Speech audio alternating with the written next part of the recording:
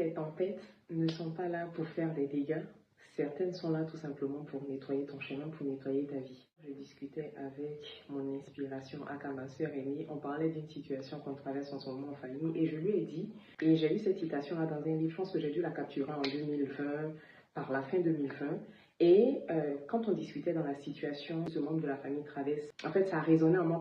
La personne était toute isolée, elle était toute seule alors que c'est quelqu'un qui était très entouré avant. Et j'ai dit, l'épreuve dans tous les cas, c'est le seul moment où la sélection naturelle se fait. C'est le seul moment où Dieu, en tout cas pour ceux qui croient en Dieu, hein, Dieu même vient nettoyer ton chemin, dégager ton chemin de tout ce dont tu n'as pas besoin. En général, quand on a traversé une épreuve, surtout quand c'est quelque chose de tellement difficile que finalement tout le monde t'abandonne, tu as l'impression que, en fait, la première réaction que tu vas avoir, c'est d'en vouloir aux gens, de te dire, oui, ah, j'étais là, ils m'ont abandonné. Et après tout ça, quand tu finis de te plaindre, quand tu finis de pleurer, assieds-toi et fais juste le bilan de cette épreuve-là. Qu'est-ce qu'elle t'apprend? Déjà, de un, sur l'amour de Dieu pour toi, de deux, sur...